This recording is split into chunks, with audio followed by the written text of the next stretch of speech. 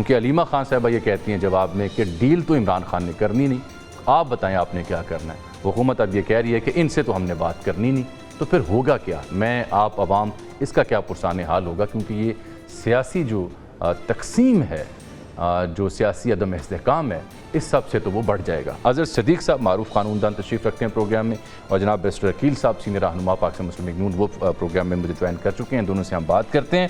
सबसे पहले अज़हर सदीक़ साहब, एक ही गल हुई सर, पहले तो हुकूमत बात करना चाहती थी, अब कह रहे हैं इनसे बात नहीं हो सकती, और ये इमरान खान साहब जेल में बैठे हुए हैं, उनके ट्विटर अकाउंट से कौन ऐसा कंटेंट अपलोड कर रहा होगा जिसकी वजह से रियासत को और हुकूमत को इतनी तशवीश हुई?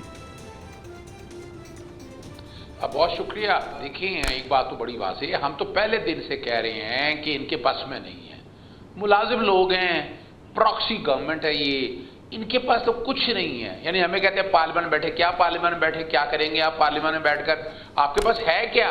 यानी अभी जो कुछ हो रहा है अपना पाकिस्तान मुस्लिम लीग नून के साथ, ये कुछ नहीं हुआ। ये 2017 से पहले की जो बातें करते हैं, रिकॉर्ड पे उठाकर देख लें, आ जाए कमीशन में उठा लें, कुरान मजीद रख लें सामने और आकर बैठकर बात कर लें। वजह क्या है? ये तो बेचारे एक अपना पेड मुलाजिम है, अच्छे हैं, अच्छे लग रहे हैं, लेकिन मुलाजमत बहुत जल्द ख़त्म होने वाली भी है, वो दिन भी आने वाले हैं।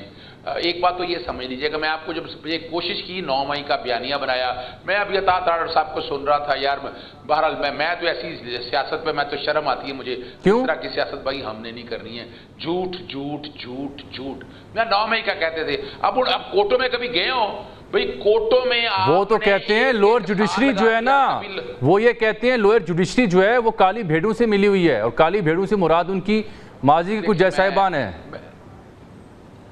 मैं ये चैलेंज कर रहा हूं, आप सुन लीजिएगा। और शहबाज शरीफ के अगेंस्ट कंटेम्प्ट की पिटीशन एक आ गई है, एक मैं भी फाइल कर रहा हूं। मैंने ट्रांसक्रिप्ट सारा तैयार कर लिया है। उन्होंने मौजूदा क्या मतलब आपका? यानी बैरिस्टर अज़हर सदीक़ साहब वजीर आजम के खिलाफ पिटीशन डाल रहे हैं? जी बिल्कुल।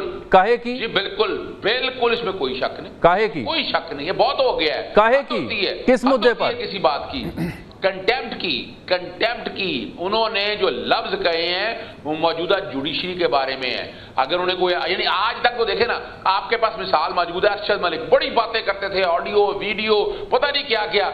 जब वो केस आया अपना एवनफील्ड का, जब केस आया तो वहां वो उस पर बुलाया नहीं, उसको उस पर जिरा नहीं की, उसकी कभी फोरेंसिक नहीं कराई, पर वो बड़ा जजमेंट थी, इश्तियाक की जजमेंट कोसा साहब ने लिखी थी कि क्या तरीकाकार है। मौका था ना, सुनहरी मौका था। आप यानी वो जो शहबाज शरीफ साहब ने नून लीग की मजलिस आमला के इजलास में तकरीर की थी, उसमें जो उन्होंने कहा काली भेड़ों का जिक्र किया, उस पर लाहौर हाई कोर्ट में पिटीशन डाल रहे हैं।